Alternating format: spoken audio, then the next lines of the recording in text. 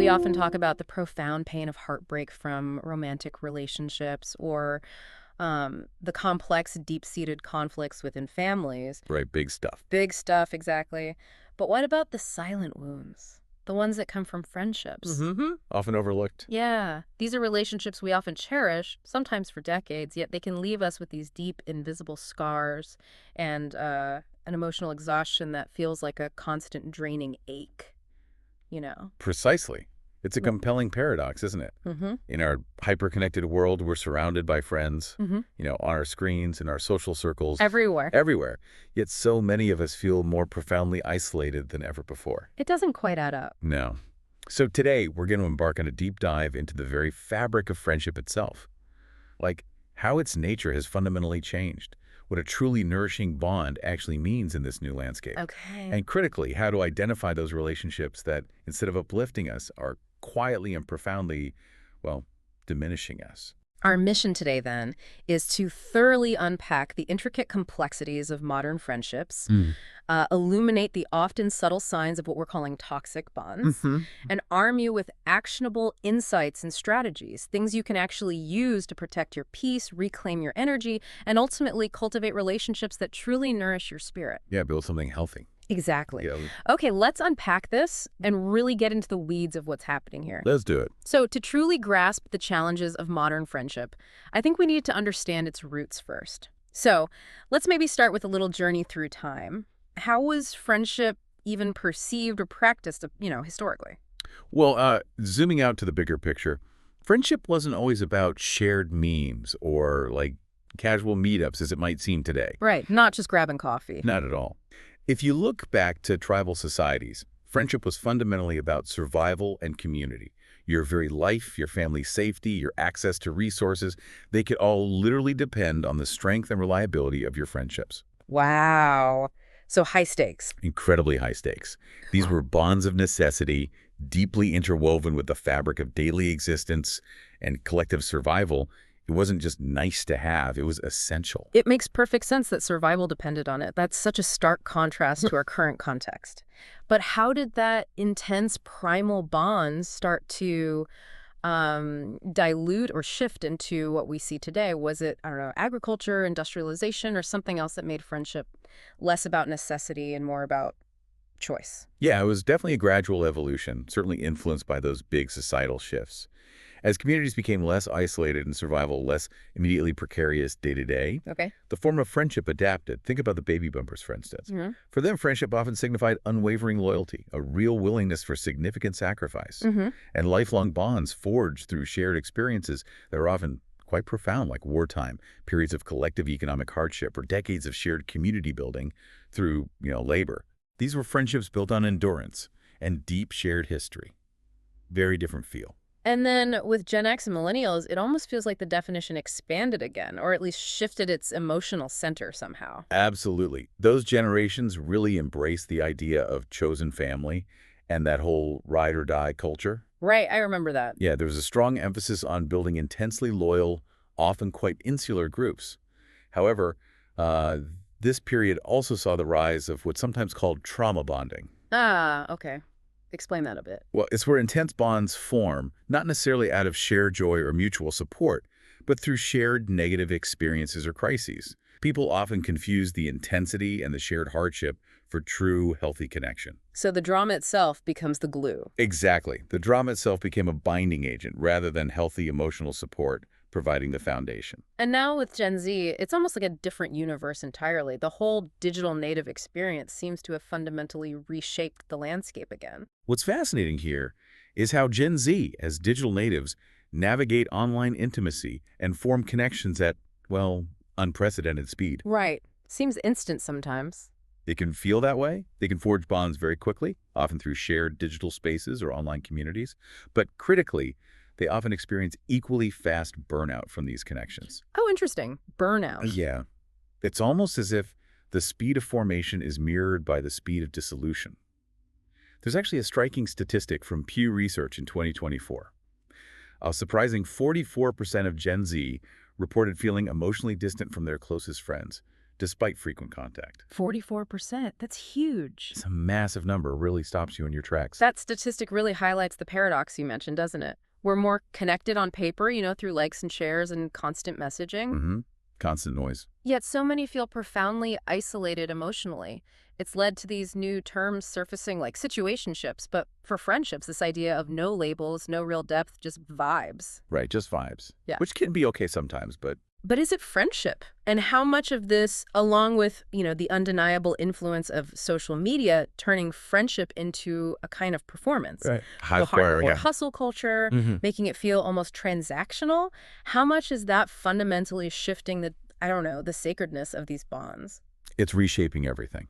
Social media, for instance, often presents this idealized, curated version of friendship. It becomes less about authentic connection and more about optics or performing a certain lifestyle. Keeping up appearances. Totally.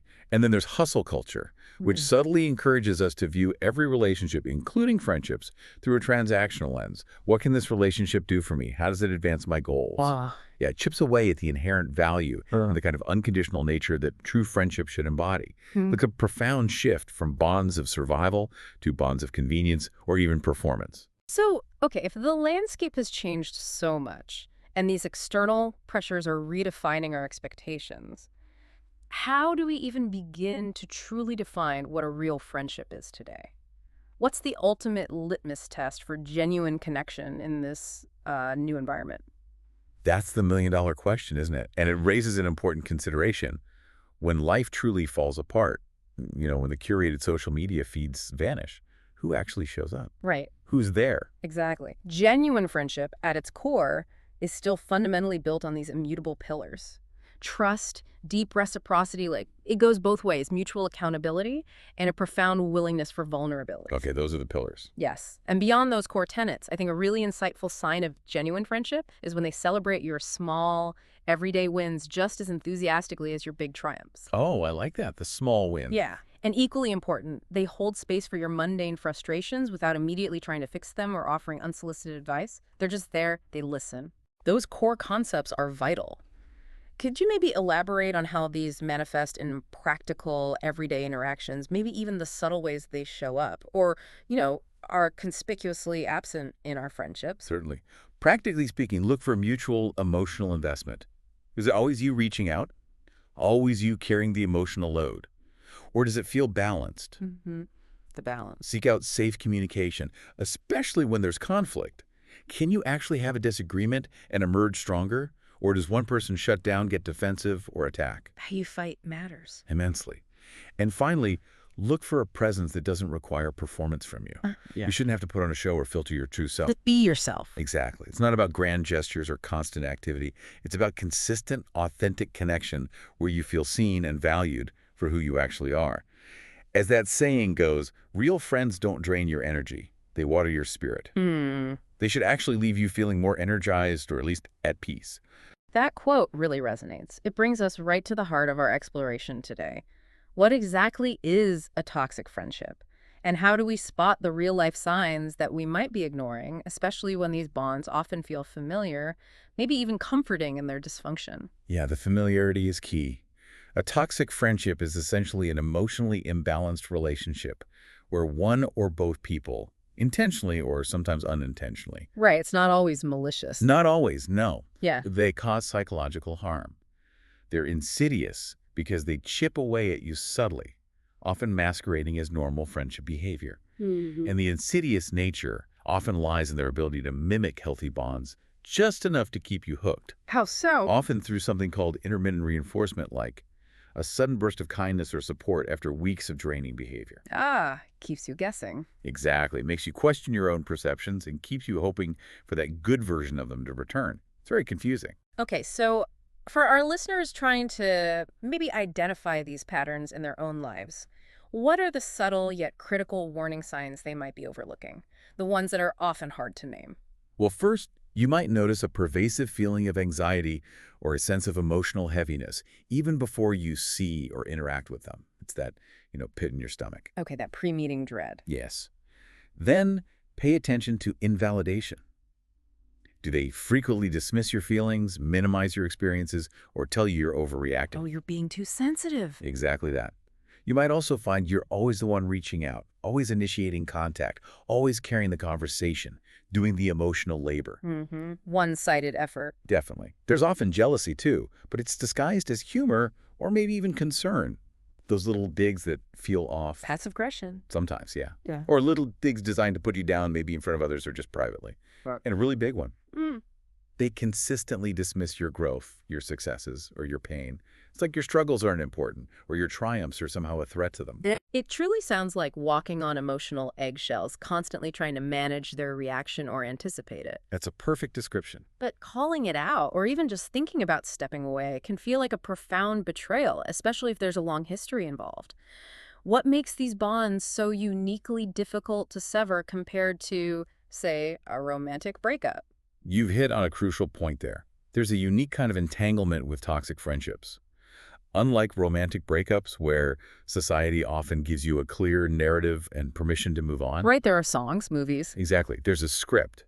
Friendships lack that clear script. There's no real equivalent of a divorce for friends. Oh. And often, the deep history we've been through so much together makes you feel obligated, even when it's clearly damaging your well-being. That sense of obligation. It's powerful. It's precisely that sense of obligation, that shared history, that can keep you trapped for years, sometimes even decades, long after the friendship has stopped being healthy. And what does this kind of dynamic, this walking on eggshells and constant emotional expenditure, what does that do to us psychologically in the long term? Oh, the psychological toll of these one-sided, emotionally draining bonds is significant and really pervasive. Yeah. It leads directly to profound emotional exhaustion. Like burnout. Exactly like burnout. The symptoms are very similar to professional burnout. You feel depleted, overwhelmed, like you have nothing left to give. Mm-hmm. It can also cause you to internalize guilt. You start thinking, maybe I'm the problem, maybe I'm not doing enough, or I'm just too sensitive. Turning it inward. Yes, and perhaps most painfully, it can cause what some call loneliness in proximity, being physically surrounded by people, including these friends, but feeling completely unseen, unheard, and profoundly alone. It's a hollow kind of connection. Wow. Loneliness and proximity, that's powerful. The emotional exhaustion you described sounds devastating. Is there any quantitative data or research that further illustrates this impact on our well-being? Yes, absolutely. There was a Harvard Health study in 2023 that specifically examined this phenomenon. It showed that prolonged exposure to emotionally draining friendships significantly increases cortisol levels. That's your body's primary stress hormone. Right, the stress hormone. And it worsens anxiety symptoms by a remarkable 32%. 32%, that's significant. It's huge. So it's not just a feeling, it's a measurable physiological impact on your stress response system. It really forces you to genuinely reflect. Think about the last time a friend made you feel like less.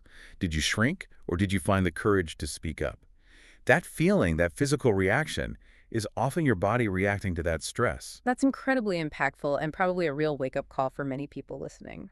Shifting gears slightly, it brings up another fascinating parallel. How do these friendship dynamics intersect with, or maybe diverge from, romantic relationships? Are the lines blurrier than we sometimes think? That's a really insightful question, because the overlap is significant. Both healthy friendships and healthy romantic relationships require trust, deep intimacy, and emotional safety to flourish. The foundations are similar. Very similar. Romantic love, of course, usually includes physical attraction and exclusivity, but many of the same core emotional needs, feeling seen, validated, supported, challenged in a good way, apply equally to deep friendships. You absolutely can have platonic soulmates who fulfill profoundly similar emotional roles to romantic partners, just without that romantic or sexual dimension. Platonic soulmates, yeah. And when we talk about toxic dynamics, are they similar in both friendship and love? Do the red flags, look the same? What's fascinating here is the strong overlap. Both toxic friendships and toxic romantic relationships often feature pervasive power imbalances, manipulative behaviors like gaslighting. Gaslight. Yeah, that insidious manipulation where someone makes you question your own reality or sanity. Yeah. And unhealthy emotional dependency, where one person feels they just cannot function without the other. Codependency, maybe. Often, yes. However, there's a key and often overlooked difference. Toxic friendships frequently last longer, sometimes for decades. Longer than toxic romance. Often, yes. precisely because they're less questioned by society. There's less societal permission or even a clear cultural script for how to break up with friends compared to ex-partners. Right. No friendship divorce papers. Exactly. A toxic friend can hold you back and diminish your well-being for decades because we're often never taught that it's not only okay, but sometimes absolutely essential to create distance from these relationships for our own health. Speaking of shifts and blurry lines, what happens when friendship does turn into love? We hear stories of it all the time, friends to lovers, but can it actually work in the long run? Or is it a recipe for disaster more often than not? It absolutely can work, and often does, especially when the romantic transition is built on a strong, pre-existing foundation of deep emotional safety, mutual respect, and genuine friendship. So the friendship base helps. Immensely. The best romantic relationships often evolve from deep friendships because that baseline of understanding, trust, and acceptance is already established. However, There's always a however. there often is. It can also lead to profound heartbreak if the romantic shift is built on existing unhealthy dynamics, like that codependency we mentioned, where two people rely on each other too heavily for self-worth, or trauma bonding where the intensity of shared hardship is confused for genuine love. Right. Or if one person is essentially attempting an emotional rescue, trying to fix the other through romance, that rarely ends well. Are there any insights into how often this actually works or doesn't? Are there patterns in those successful or failed transitions from friend to partner? Yeah, there's some interesting data. Psychology Today reported in 2024 that a significant 62% of successful romantic relationships actually started as friendships. Wow, over 60%. Right. It speaks to the power of that underlying connection. But crucially, 30% of those relationships that failed after attempting the transition reported feeling trapped in outdated friendship dynamics once they tried to shift to romance. Ah, so they couldn't make the switch fully. Exactly. They struggled to shed the old platonic roles, or the expectations and habits of the friendship stifled the romantic growth. It really underscores that while a friendship foundation is great, both people need to be willing and able to consciously evolve their dynamic together. That makes sense.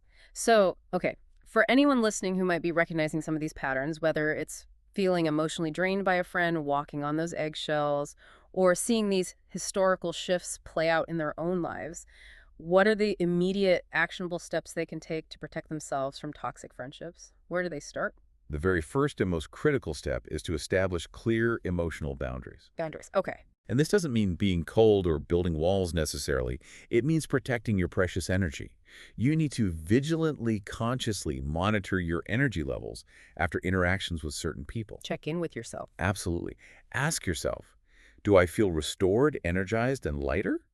Or do I feel profoundly depleted, heavy, and anxious? Learn to say no without guilt, even to long-standing friends. Saying no is hard. It is, but it's crucial. You absolutely can care for someone, but choose to limit access to your time and your emotional space. Sometimes loving someone means loving them from a healthy distance if they're consistently draining you or causing you harm. That boundary protects you. It's not about punishing them. Protecting your peace. Got it. And if someone is deep in a toxic friendship right now, perhaps feeling that intense emotional exhaustion or that loneliness and proximity you described, Yeah. how do they begin to heal and actually extricate themselves? It sounds overwhelming. It can feel overwhelming, definitely. But it's a process, and it requires intentionality and a lot of self-compassion. It really begins with step one, naming the pattern for what it is. Acknowledge the toxicity without judgment or self-blame. Just see it clearly. Okay, name it. Step two, communicate clearly about the issues, and this is a big, but only if it's safe to do so, and you genuinely believe the other person is capable of reciprocal, empathetic conversation. If they can actually hear you. Precisely. If they're consistently defensive or invalidating, communication might just cause more pain, in which case you move directly to step three. Crucially, create emotional and physical distance. Distance. How? This be gradual, maybe less frequent contact, shorter interactions, not sharing as much personal information, or, if necessary, a more complete break. You decide what feels right and safe. Okay, then what? Step four, grieve it like a breakup, because it is a significant loss, even if it was toxic. Yeah. Allow yourself to feel the sadness, the anger, the confusion, just as you would with a romantic split. Don't minimize the pain just because it was only a friendship. These bonds run deep. Acknowledge the grief.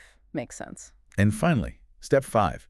Begin actively rebuilding your self-worth. This is an ongoing process. It can involve therapy, which is hugely helpful, consistent journaling to process your feelings and experiences, and most importantly, intentionally realigning yourself with healthy, reciprocal friendships. Seek out those people who genuinely uplift and nourish you. Find the people who water your spirit, like you said. Exactly. Seek out those who celebrate your wins, big and small, and hold space for your struggles without judgment. That's where the healing happens. Wow. Today, we've gone on a really deep dive into the profound, often unacknowledged impact of friendships on our well-being. We've explored how these vital bonds have evolved through history, how to spot the true gems that nourish us, and critically, how to identify and navigate away from those that quietly, persistently drain our spirit. It's so clear that understanding these intricate dynamics is absolutely essential for our mental and emotional health. And if we connect this to the bigger picture, I think the key takeaway is about understanding that friendship should never, ever feel like constant emotional labor. Right. It shouldn't be work all the time. Exactly. It should be a profound source of strength, joy, and mutual growth. It's meant to be a gift, not a burden. So remember to choose your peace over just maintaining a history, always. Your well-being comes first. Choose peace over history, a powerful thought to leave you with, and one that we hope sparks deeper reflection for you on the vital, sacred space that friendship should occupy in your life. Perhaps take a moment after this to reflect. Which of your friendships truly fills your cup and which might be silently, slowly draining it? And maybe more importantly, what will you do with that insight?